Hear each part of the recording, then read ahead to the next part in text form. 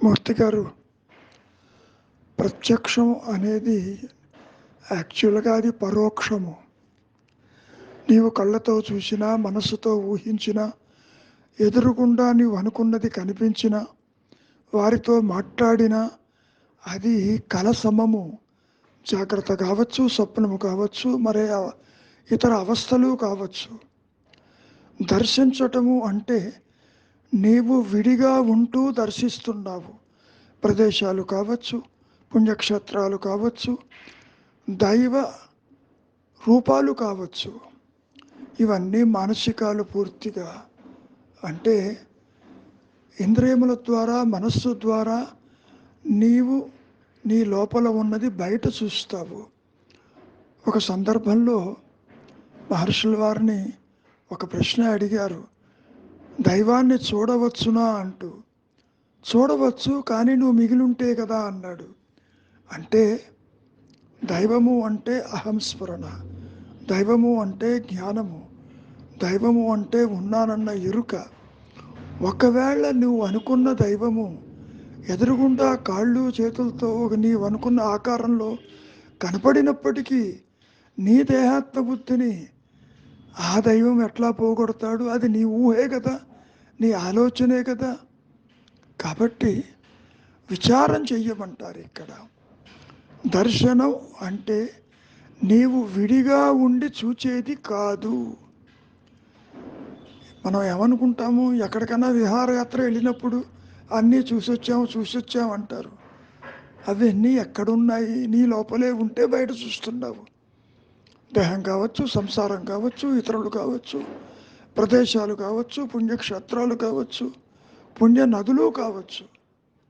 కాబట్టి నీవు విడిగా ఉంటూ చూచింది ఏదైనా అది అజ్ఞానమే, అది స్వప్నతుల్యమే. మరి పరోక్షము కానిది అపరోక్షము కదా. అపరోక్షం అంటే ఆత్మస్థితి, అపరోక్షం అంటే సత్యస్థితి, అపరోక్షము అంటే నేను ఉన్నానన్న ఎరుక మాత్రమే సత్యము. అదే అహం బ్రహ్మస్మి. అహమహం అంటున్నది అదే పరబ్రహ్మము. పరబ్రహ్మముగా నిలిచి ఉండటమే అపరోక్ష అనుభూతి. ఆత్మకే ఉంటుంది నాయన, జీవుడికి ఉండదు. కనుక కళ్ళతో చూసింది, చెవులతో విన్నది, మనస్సుతో గ్రహించింది సత్యము కాదు. పూర్తిగా ద్వైత జ్ఞానమంతా అజ్ఞానమే అని మనం ఎన్నోసార్లు రమణ మహర్షి చెప్పినట్టుగా చెప్పుకున్నాము. నా అనుభవం కూడా అదేను. కాబట్టి నేను చూస్తున్నాను అన్నావనుకో, చూచే నేను, చూడబడేది, కర్త కర్మ క్రియలు అక్కడ ఉన్నాయి. అది పూర్తిగా అవాస్తవము, అసత్యము. కారణం చూసే కర్త విచారిస్తే లేడక్కడ. ఇది ఊహాజనితము. అందుకనే ఏమంటున్నారు, ఆది నుంచి అహంకారము తృణీకరించబడింది. వ్యక్తిత్వం అసలు పుట్టలేదు, చిచ్చడ గ్రంథి అనేది లేదు, అసలు కర్మ లేదు, జన్మ లేదు. మరి ఈ మాయలో అన్నీ కనపడుతున్నాయిగా, మరి ఏ విధంగా తీసుకోవాలి? కాబట్టి కనపడే దృశ్యాలు కావచ్చు, చూచేవాడి యొక్క సత్యత్వం మీద అవి ఆధారపడి ఉంటాయి. నీవు అసత్యమైతే అవి అసత్యమే. ఆ విషయమే చెప్పారుగా మహర్షులు వారు ఒక సందర్భంలో. కలలు కనటము సత్యమైతే కనేవాడు సత్యం ఎట్లా అవుతాడు? కనేవాడు కూడా సత్యం కావాలి. కలలు అసత్యమైతే కనేవాడు అసత్యమే. చెట్లు నరకటం అసత్యమైతే గొడ్డలి కూడా అసత్యమే మరి. కాబట్టి ఇక్కడ గ్రహించవలసింది వ్యక్తిత్వం అనేది తల ఎత్త లేదని, అన్యత్వము లేదని, సృష్టి లేదని, పరోక్ష జ్ఞానమంతా అజ్ఞానమేనని. అది ప్రత్యక్షము కాదు. కనుక ఉన్నానన్న ఎరుక మాత్రమే సత్యమై, నిత్యమై, ఏకమై, అనంతమై, అద్వితీయమై అది ప్రకాశిస్తూ ఉంటుంది నాయన. అక్కడ అన్యత్వం ఉండదు. అన్యత్వము లేని ఎరుక మాత్రమే అపరోక్ష జ్ఞానము. అదే భూమస్థితి, నాహం స్థితి, నిరహం స్థితి, సత్యస్థితి అని మనం ఇక్కడ మాయలో చెప్పుకోవటం మంచిది. మౌనమే నీ సహజత్వం. అమ్మా శోభ, యోగ భ్రష్టత్వము అనే పదం ఒక రకంగా మానసికమైన దుస్థితి అని మనం చెప్పుకోవచ్చు. అసలు యోగం అంటే ఏమిటి? ముందు వియోగం ఉంటేనే కదా యోగము కలయిక. ఉన్నది ఒకటే సత్యము. నీవు ఆత్మని ఎరిగితే మరి ఏ భేదము ఉండదుగా. ఎరుగుట అంటే ఆత్మగా ఉండుట. ఏమ్మా, పతాంజలి యోగ సూత్రాల్లో కూడా ఒక్కసారి పరిశీలిస్తే దాని ఉద్దేశ్యం మన ప్రవృత్తులను నీవు వాటి జోలికి పోకుండా చిత్తవృత్తి నిరోధమే యోగమని చెప్పుకోవటం జరిగింది. అంటే మనోవృత్తులు తమంతట తామే ఆగిపోతాయి. అది మనస్సుని పరిశీలించినప్పుడు నీకు ఏర్పడేటటువంటి శుద్ధ సత్వ మనస్సే ఆత్మగా ఉంటుంది. ఇక్కడ మనస్సు మూలాన్ని వెతకటం, ఆ మూలాన్ని దైవమని, ఆత్మయని, చైతన్యమని ఈ మాయలో పిలవటం జరుగుతుంది. ఇందాక చెప్పినట్టు వియోగం ఎవరికి, యోగం ఎవరికి చూడబోతే నాకు నేను అంటావు. అట్టి నేను మరి లేదు కదా. మరి ఉన్నదేది?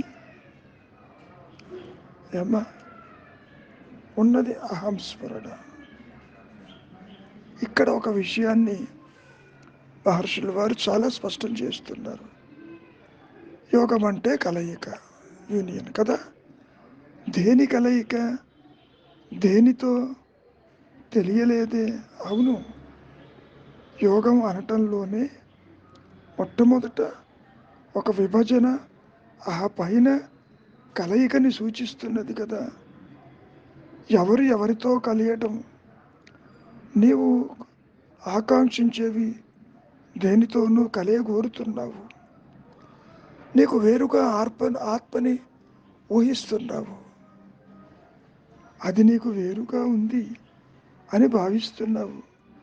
కానీ నీ ఆత్మ అహంస్ఫురణ నీకు సన్నిహితమే. ఆత్మ నీకెరుకే. దాన్ని వెతికి అదిగా ఉండు. అదే అనంతంగా ప్రకాశమవుతూ ఉంటుంది. అప్పుడు యోగానికి అవకాశమే ఉండదు. ఆ వియోగం ఎవరికో తానే కనుక్కోవాలి నువ్వు. అహంకారం ఉందేమో చూడు. ఆత్మ నుంచి జీవుడు బయటకు వచ్చి తిరిగి ఆత్మని తెలుసుకోవటం అంటూ ఉండదు. ఆత్మ ముక్కలై జీవుడు, జగత్తు, ఈశ్వరుడు కాలేదమ్మా. తిరిగి ఈ ముక్కలన్నీ కలిసి ఆత్మగా అవ్వటం కుదరదు. అసలు వియోగము లేదు, యోగము లేదు. సరే, యోగ భ్రష్టత్వము అంటే మాయలో చెప్పుకునే ఒక మాట, ఇటు కాకుండా అటు కాకుండా దేహాలను ఆశ్రయించుకుంటూ పునరభిమరణం, పునరభిజననంలో తిరుగాడుతున్న మాయా నేనునే మరి యోగ భ్రష్టుడు అని చెప్పుకోవాల్సి వస్తుంది. భ్రష్టత్వం అంటే రెంటికి చెడ్డ రేవడి. నువ్వు ఇటు ఉండవు, అటు ఆత్మగా ఉండవు. ఇంకా ఏదో ఉంది, ఏదో ఉందంటూ వివిధ మార్గాలను వెతుక్కుంటూ పోతూ ఉంటావు. మరి అలా మార్గాలు వెతకటం మరి భ్రష్టత్వమే కదా. అసలు జీవుడే లేడు, వియోగమే లేదు, ఉన్నది ఎరుక మాత్రమే. కనుక వాటి జోలికి పోవద్దు, ఆందోళన పడవద్దు. మౌనమే నీ సహజత్వం. నమస్కారం గురుగారు. ఆత్మస్థితిలో ఉన్న వారిని కూడా ఉచ్చతర శక్తి తలుచుకుంటే తిరిగి మాయలోకి పంపిస్తుంది అన్నారు కదా గురుగారు. ఆత్మ ఒక్కటే కదా! అందులో అన్యత్వం అనేది ఒకటి ఉండదు కదా!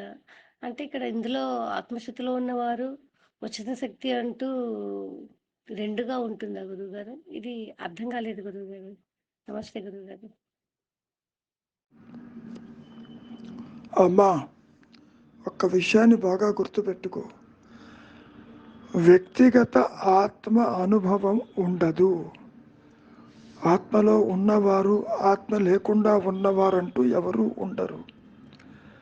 దేహాత్మ బుద్ధి ఉన్నవారు, దేహాత్మ లేని వారు ఉండొచ్చు ఈ మాయలో. ఓకే. ఇంకోటి ఏమిటి?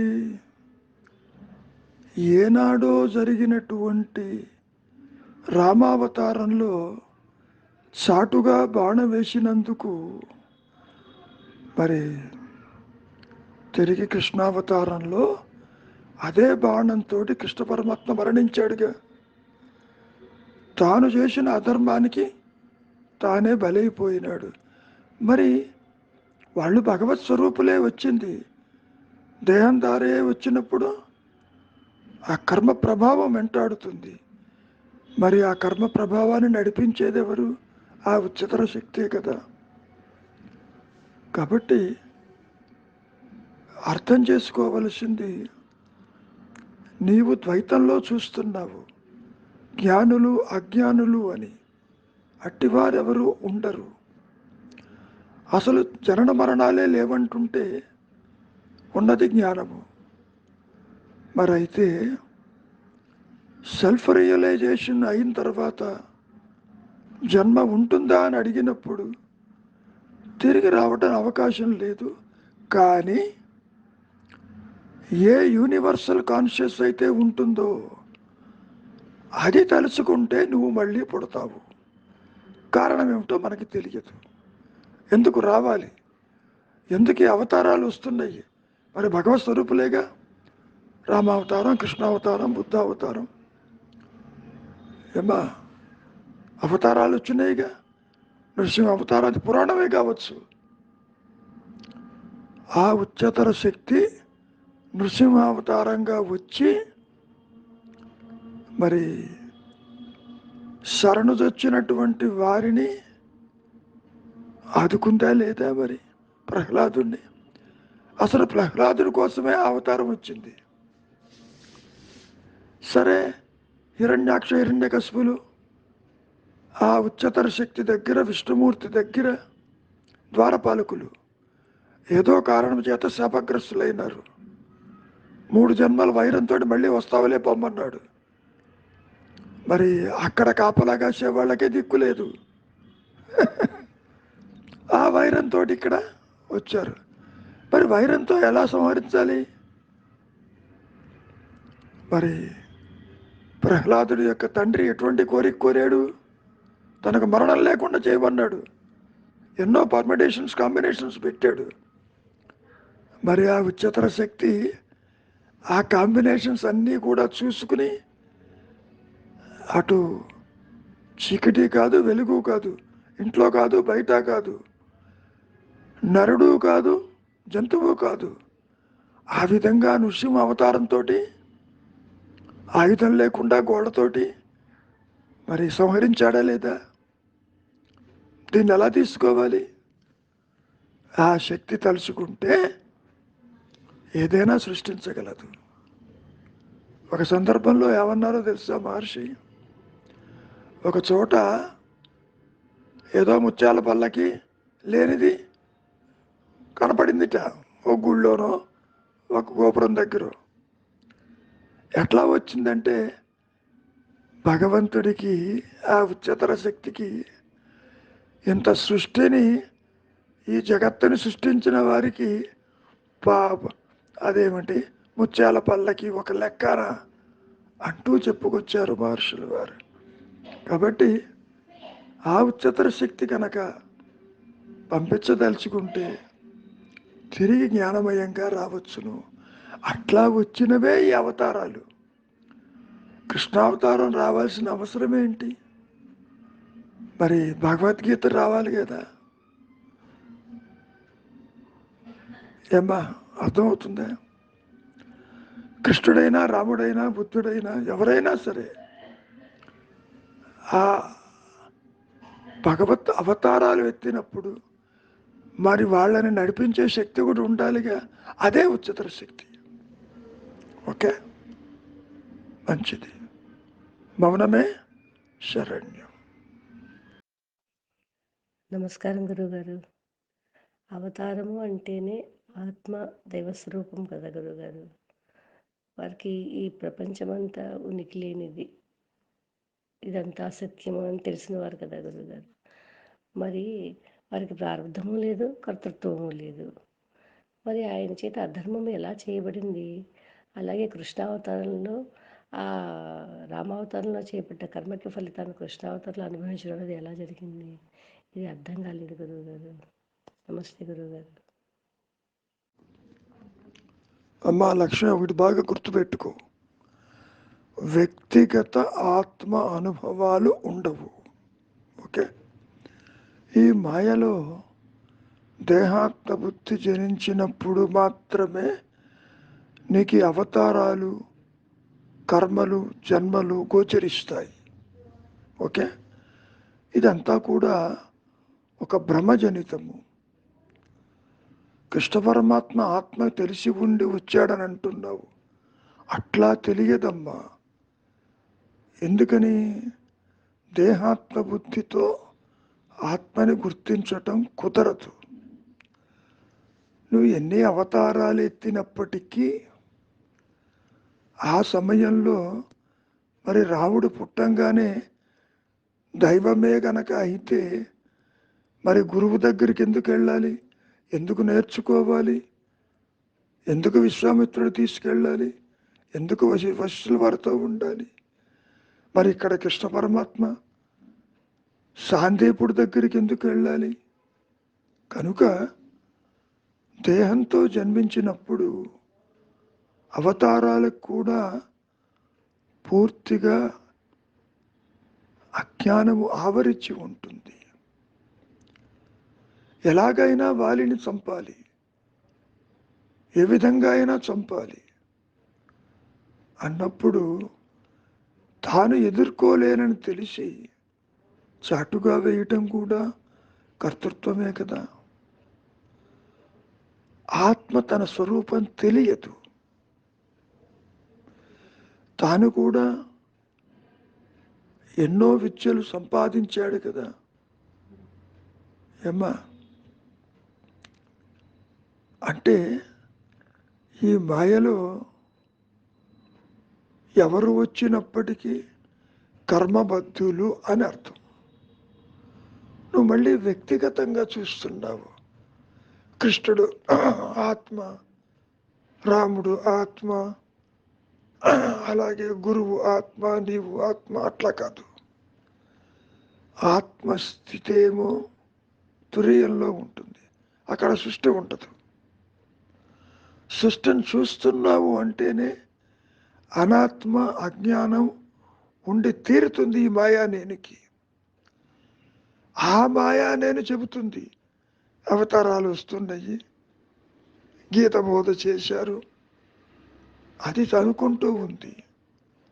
నిజానికి అర్జునుడు కానీ, కృష్ణుడు కానీ, నీవు కానీ, నేను కానీ లేము. ఉన్నది జ్ఞానము. ఈ రెండింటికి లింకు పెట్టవద్దు. ఎందుకని? మాయలోకి వచ్చిన ప్రతి జీవి కర్మబద్ధుడు, అందులో సందేహం లేదు. వారికి కర్మ లేదు, వీరికి ఉంటుంది అనుకోవాకు. రమణ మహర్షి శంకరులకి సహితము కర్మ ఉన్నది.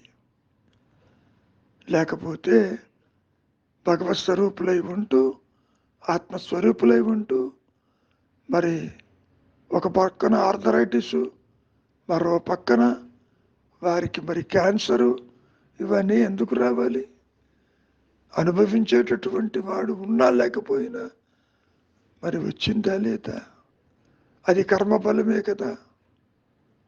కాబట్టి ఆత్మని అంటవే గాని దేహంతో ఉన్నటువంటి ఈ మాయా నేను అన్నీ అంటుతాయమ్మా, తప్పదు. ఓకే. నిదానంగా విచారించు. ఆత్మకి కర్మ లేదు, కారణం అది పుట్టలేదు, అది నశించదు. కానీ నీవు ఒక జీవాత్మ భావనతో చూస్తున్నావు. వాళ్ళు అవతార పురుషులు, వాళ్ళకి కర్మ ఏమిటి అని. అలా కుదరదమ్మా. ఈ స్వప్నంలో, ఈ మాయలో చూచే ప్రతి ఒక్కరూ కర్మబద్ధులే. వ్యక్తిగా కర్మ ఉంటుంది, సంసారానికి కర్మ ఉంటుంది, సమిష్టిగా ఉంటుంది, దేశాలకు కూడా ఉంటుంది. కొన్ని దేశాలు కరువు కాటకాలతో అల్లల్లాడుతుంటారు, కొందరెంతో ప్రాస్పరస్ అయి ఉంటారు. ఇవన్నీ కర్మ ఫలితాలే కదా. కనుక మాయలో చూస్తున్నావు అవతారాలని, ఆత్మజ్ఞులని, జ్ఞానులని, అజ్ఞానులని.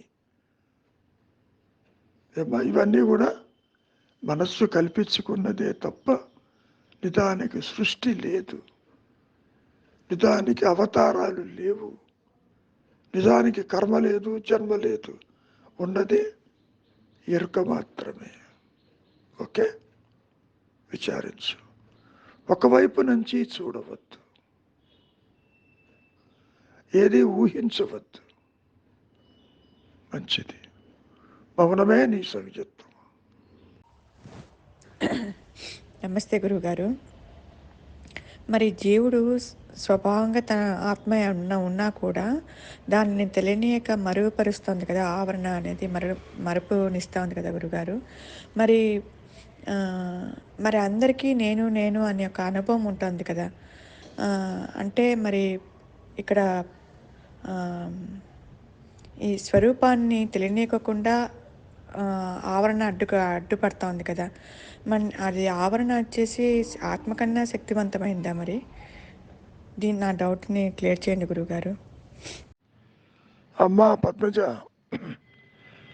ఆవరణ అడ్డుపట్టం కాదు, నీవు కాని దానితో నీ ఉనికిని ఏర్పరచుకున్నావు. కాబట్టి ఆత్మ నీ స్వరూపమైనప్పటికీ దేహాత్మ బుద్ధితో అన్యత్వాన్ని చూస్తున్నావు, దేహాలను ఆశ్రయించావు. కాబట్టి అలా ఉన్నది.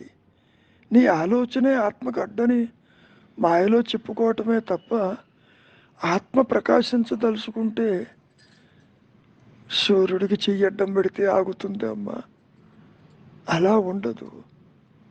అసలు దేహాత్మ బుద్ధి లేదు కాబట్టి ఆత్మదేహాత్మ బుద్ధిని గుర్తించదమ్మా.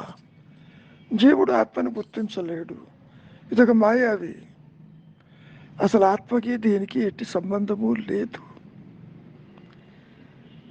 చెప్పుకోవటానికి దేహాత్మ బుద్ధితో ఇది ఒక ఆభాస కాంతి, ఇది పూర్ణ జ్ఞానము కాదు అని నువ్వు విచారించు అని చెప్పటమే తప్ప నేనెవరన్న విచారము ఈక్వల్ టు ఆత్మ ఎన్నటికీ కాజాలదు. అసలు ఆత్మ ప్రకాశానికి, స్వరూప జ్ఞానానికి రాకపోకలు కానీ, సంబంధాలు కానీ, కార్యకారణ స్థితి కానీ ఉండదమ్మా. కాబట్టి ఆత్మని అడ్డుకునేది ఏది ఉండదు. కానీ మహర్షి ఒక విషయం చెప్పారు, స్వరూప జ్ఞానం ప్రకాశానికి ముందు శిశువుగా జన్మించక తప్పదు అని. అంటే ఒక దేహాత్మ బుద్ధి, ఒక మాయా నేను రావాల్సిన అవసరం ఉన్నది కాబట్టి అలా ప్రకాశిస్తుంది. నిజానికి జీవుడు కానీ, జగత్తు కానీ, ఈశ్వరుడు కానీ ఆత్మని విడిచి ఉండదు. పోనీ ఆత్మలో ఏమైనా అది ఉంటుందా? అది ఉండదు. అది ఆధారమే అంతవరకు. సర్పరచు భయం భ్రాంతిలాగా. అదే ఒక సందర్భంలో మహర్షుల వారు ఇటు ఆత్మస్థితికి ఈ జగత్తుకి వారధి లేదన్నారు. రాకపోకలు లేవు. అసలు ఆత్మని అడ్డుకోవాలి అంటే మరి అహంకారం ఇంకా పవర్ఫుల్గా ఉండాలిగా, అది కుదరదు. నీవు దేహాత్మబుద్ధితో చూస్తున్నావు కాబట్టి నీ ఆలోచనే ఆత్మకు అడ్డు అని చెప్పటం తప్ప, నీ ప్రయత్నమే అడ్డు అని చెప్పటం తప్ప మరొకటి కాదు. నీవు మౌనంగా ఉన్నా లేకపోయినా ఆత్మప్రకాశానికి ఏ ఇబ్బంది లేదు. ఆత్మ తెర వంటిది. తెర మీద బొమ్మ పడితేనే తెర కనపడదని, బొమ్మ లేకపోతే కనపడుతుంది అనుకోవటం ఏ విధమైనటువంటి సమంజసం లేకుండా ఉంటుందో, ఆత్మప్రకాశం కూడా అంతే. నిజానికి ఆత్మ అడ్డు లేదు. నీవే అది నీవే అదని ఎందుకంటున్నారు? ఉన్నదే ఎరుక కాబట్టి, లేనిది జీవుడు కాబట్టి. కానీ మాట్లాడేది ఎవరితో మాట్లాడుతున్నారు? జీవభావం వచ్చిన వారితోనే మాట్లాడుతున్నారు. ఇక్కడ ఆత్మతో మాట్లాడటం లేదుగా. ఏమ్మా, అర్థమైందా? విచారించు. రెంటికి సంబంధం లేదు, ఉండదు కూడా. నమస్తే గురువుగారు. 76 అమృతవాణిలో 76లో గురువుగారు మెసేజ్లో తలుపులు వచ్చేవి తలపోసేవాని ఉనికిగా ఉండు అంటున్నారు ఇక్కడ. అంటే అక్కడ తలపోసేవాడు లేడు కదా, మరి అక్కడ తలపోసేవాని ఉనికిగా ఉండు అంటే అది ఏ విధంగా అర్థం చేసుకోవాలి గురువుగారు? దీనికి సమాధానం ఇవ్వండి గురువుగారు నాకు. అమ్మా పద్మజ, ఆలోచించేవాడు ఉన్నాడా లేడా? లేడు కదా అంటున్నావు నీవు. లేడు కదా అంటానికి కూడా నువ్వు ఉన్నట్టేగా. తలపులు అంటే ఆలోచనలు, తలపోసేవాడు అంటే ఆలోచించే ఒక వ్యక్తిత్వం ఉన్నదినే కదా అర్థం. అటు ఆత్మ కాదు, ఇటు దేహము కాదు. ఈ మాయా నేనే తలపులతోటి తలిచే ఒక థింకర్. ఇప్పుడు ఆలోచన వస్తేనే కదా ఇప్పుడు నాకు నువ్వు మెసేజ్ పెట్టింది. ఆలోచన ఎవరికి వచ్చింది? నాకు వచ్చింది. నాకు అంటే మరి తలపులు ఉన్నటువంటిది ఒకడు ఉన్నాడు కదా, లోపల తలిచేవాడు ఉన్నాడు కదా, ఆలోచన వస్తుందని గుర్తించావు కదా. అతడు లేడు కదా అని అనుకుంటున్నావు. ఎప్పుడు మూలము తెలిస్తే అతడు లేడు. నీవు బేస్ కనుక చూస్తే అతడు లేడు. రెండు నేలు లేవు ఇక్కడ. ఆత్మ అనే బేసు మీద, ఎరుక అనే బేసు మీద నేను చూస్తున్నాను అంటావు, నేను వింటున్నాను అంటావు. ఓకే, నేను వింటున్నాను చూస్తున్నాను అన్నావు అనుకో, మరి ఎవరు వింటున్నారు, ఎవరు చూస్తున్నారు, ఎవరు ఆలోచిస్తున్నారు? మరి పరోక్ష జ్ఞానంలో ఇంద్రియాలకి ద్వారా వింటున్నావు కదా. మరి ఆ వినేవాడు ఉన్నాడేమో చూడంటారు మహర్షులు వారు. అది విచారించమంటాడు. సో తీరా అక్కడికి విచారించి అక్కడ ఎవడు లేడు, ఉన్నది ఆత్మే. ఆత్మ అంటే ఉనికి, బేస్. ఆ ఉనికిగా ఉండు అంటే అర్థం ఏంటి? ఆలోచన లేని స్థితిలో నీవు నిలిచి ఉండు అని అర్థం. ఉన్నావు ఆల్రెడీ. నీవు ఇప్పుడు కూడా ఆత్మవే, కొత్తగా ఏదీ రాదు. ఆలోచనలు వచ్చినప్పుడు నిన్ను బంధిస్తున్నాయి. ఆలోచన వచ్చినప్పుడు అన్యచింతన ఏర్పడింది. ఆలోచన వచ్చినప్పుడు రాగము, ద్వేషము, బంధాలు ఏర్పడుతున్నాయి. అక్కడ నాది నాది, వారు వీరు భేదాలు ఉన్నాయి కదా. మరి కాబట్టి తలపోసేవాడి యొక్క ఉనికిగా ఉండు అంటే ఆల్రెడీ ఉన్నావు. అట్లా తలపోయటం మానేసేయి. ఆలోచనలకి స్వస్తి చెప్పు. ఇది అసత్యమని గుర్తించు. నీవు ఆటోమేటిక్గా ఆత్మగానే ఉంటావు. అంతేగాని అహంకారంతో ఆత్మని తెలుసుకోవటం కానీ, అహంకార మూలంగా నీవు వెళ్ళి అక్కడికి నిలిచి ఉండటం కానీ జరగదు. ఎందుకని? ఈ మాయా అనేనికి అసలు ఉనికి లేదు. సర్పరజ్జు భయభ్రాంతిలో ఆ పాము ఎట్లాగో ఇక్కడ థింకర్ కూడా అంతే. థింకర్ అంటే ఆలోచించే ఒక వ్యక్తి. అక్కడ ఉండు అని ఎందుకంటున్నారు? పాము కనుక లేకపోతే ఉన్న తాడే కదా. అది బాగా అర్థమైంది.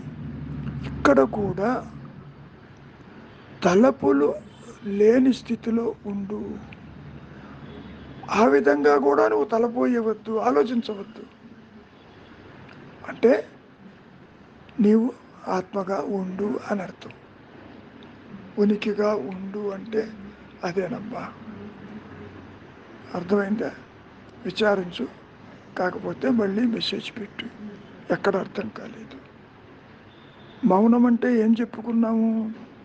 ఎరుకతో కూడిన ఆలోచన లేని మానసిక స్థితే మౌనము. అదే ఆత్మ. ఆత్మను గురించి మహర్షి ఏమన్నారు? అంతా మౌనమే అన్నాడు. అంతా మౌనమే అంటే అక్కడ నిశ్శబ్దమని కాదు, ఉన్నానన్న ఎరుకతో అది స్వయం ప్రకాశమై ప్రకటితమవుతూ ఉంది జ్ఞానవృత్తి చేత. జ్ఞానానికి కూడా వృత్తి ఉంటుందమ్మా. ఆత్మకి వృత్తి ఉంది. నువ్వు అనుకునే అహంకార వృత్తులు, చిత్తవృత్తులు కాదది.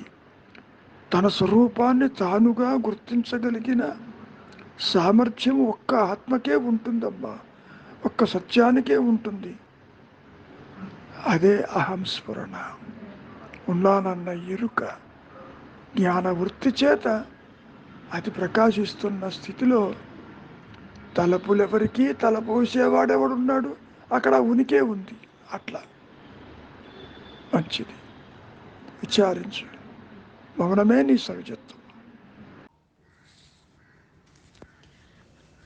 గురువుగారు, మరి అంటే ఈ మాయలో అజ్ఞానంలో ఉన్నాను కాబట్టి ఆలోచనలు వస్తూనే ఉంటాయి. మరి ఈ ఆలోచనలు ఎవరికి అని అంటే ఈ ప్రశ్ననే, ఆలోచనలు ఎవరికి అని ఆ ప్రశ్ననే కొన్నాళ్ళు అదే ఎవరికి అంటే దేహానికి సంబంధించినట్టు, మనసుకు కానీ, బుద్ధికి కానీ, ఇంద్రియాలకు సంబంధించిన ఏదైనా సరే, ఏ క్వశ్చన్లు వచ్చిన ఏ వచ్చినా, సమస్యలు వచ్చినా ఆ ప్రశ్ననే తిరిగి తిరిగి కొన్నాళ్ళు అదే ప్రశ్ననే అంటే ధ్యానించడము, లేకపోతే ఆ ప్రశ్ననే ధ్యానిస్తూ ఉంటే అది సమాధానంగా మారుతుందా గురువుగారు? ఎందుకంటే నేను ప్రతిదీ ఆలోచిస్తున్నాను అనమాట. అంటే నాకు మనసుకు వచ్చినా కానీ, శరీరానికి వచ్చినా కానీ, బుద్ధికి కానీ, ఇవన్నీకి, దేహానికి కానీ, ఇంద్రియాలకు కానీ ఏవి వచ్చినా కూడా ఇవి స్వతసిద్ధంగా దానికి చైతన్యం లేదు అంటుంటారు మీరు. లేనప్పుడు అది అక్కడ క్వశ్చన్ వేస్తున్నాక అక్కడ ఆన్సర్ ఏమి లేదు, అక్కడ అక్కడ పారిపోతుంది, అక్కడ ఏముండదు, ఖాళీ ఉండదు. ఇలాగ క్వశ్చన్ను వేసుకుంటా పోవడం వల్ల అది సహజ స్థితికి వస్తుందా? నాకు ఈ సమాధానం చెప్పండి గురువుగారు. అమ్మా పద్మజ, నేనెవరు అన్న విచారము కానీ, ఆలోచనలు మాటి మాటికి నీవు అనుకోవటం వల్ల కానీ ఈ అహంకారం నష్టం కాదమ్మా. ఇది ఎప్పుడు నష్టం అవుతుంది? క్యాచ్ 22 అని అంటుంటాం. స్వరూప జ్ఞానంతోనే నష్టమవుతుంది. ఆలోచనలు ఉన్నంత వరకు స్వరూప జ్ఞానం తెలియదు. స్వరూప జ్ఞానంలో ఆలోచనలు ఉండవు. కాబట్టి ఇది ఇట్లా అనుకుంటూ ఉంటే, విచారం చేస్తూ ఉంటే మరి నష్టమై ఆత్మ ప్రకాశిస్తుందా అనేది కుదరదు. ఎందుకని మనం ఎన్నోసార్లు చెప్పుకున్నాం, ఆత్మ ఈ జీవుణ్ణి, ఈ అహంకారాన్ని గుర్తించదమ్మా. నువ్వు ఇక్కడ విచారించినా విచారించకపోయినా, ఆలోచించినా ఆలోచించకపోయినా, నీవు నిద్రిస్తున్నా మేలుకుంటూ ఉన్నా ఆత్మకి సంబంధం లేదు. ఆత్మ ఎదుటే జరుగుతుంది. నీవు ఆలోచిస్తున్నావు కాబట్టి నేను ప్రకాశిస్తాను, ఆలోచించకపోతే ప్రకాశించను, అట్లా ఉండదు. విచారం ఎంతవరకు అంటే నీ మనస్సులో స్థిరత్వం వచ్చేంతవరకే. ఆ స్థిరచిత్తంలో, శుద్ధసత్వ మనస్సులో ఆత్మ ప్రకాశించాలా వద్దా అనేది అది డిసైడ్ చేస్తుంది.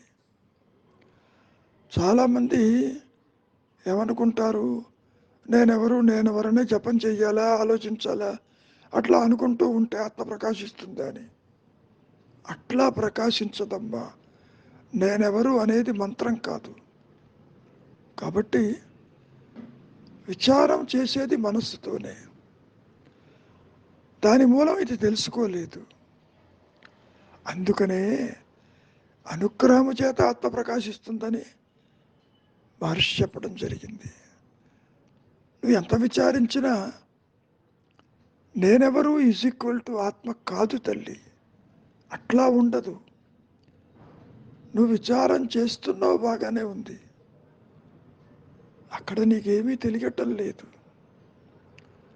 విచారం వల్ల ఆత్మ ప్రకాశించదు. విచారం వల్ల నీవు దేహము కాదని, ఇంద్రియాలు కాదని, మనస్సు కాదని నిశ్చలత్వానికి వస్తుంది తప్ప, ఎట్లాగైతే భక్తి కర్మ జ్ఞానాదులు నిశ్చలత్వానికి ఉంటుంది తప్ప, ఈ విచారము కూడా అంతవరకు బియాండ్ దట్ వెళ్ళలేదు. అది ఎవరు విచారం చేయాలంటే ఏమన్నాడు మహర్షి? అహంకారమే అన్నాడు. మరి అహంకారమే పెట్టుకుని అహంకారం విచారం చేస్తూ ఉంటే అది నష్టం ఎట్లా అవుతుంది? అది స్థిరత్వానికి వస్తుంది. నిద్రపోతున్నాను, దేహం లేకపోయినా ఉన్నా కదా, మరి అది కూడా విచారమేగా. దేహం స్మరణ లేకపోయినా ఉన్నావు కదా. కాబట్టి మహర్షి చెప్పినటువంటి సూచన, నువ్వు లోపలికి వెళ్ళి విచారం చెయ్యి, తలకిందుగా పడిపోతుంది, అనుగ్రహం చేత ఆత్మ ప్రకాశిస్తుంది అనేది బోధించడానికి అనుకూలమే తప్ప అట్లా జరగదు తల్లి. విచారం చేయకపోయినా అది ప్రకాశిస్తుంది. అది డిసైడ్ చేస్తుంది ఎప్పుడు ప్రకాశించాలి అనేది. ముఖ్యంగా మనోనిరోధము ఆత్మప్రకాశానికి దారి తీయదు. భక్తి కర్మాదులు, జ్ఞానాదులు, ఇవన్నీ అహంకారం పరిమితత్వం చుట్టూ తిరుగుతూ ఉంటాయి తప్ప కార్యాకారణ సంబంధాలు ఉండవు తల్లి. నేను విచారించాను, నాకు ఆత్మప్రకాశం అవుతుంది, కుదరదు. ఆత్మప్రకాశానికి విచారించే అహంకారానికి ఈ జీవుడికి ఎట్టి సంబంధము ఉండదు తల్లి.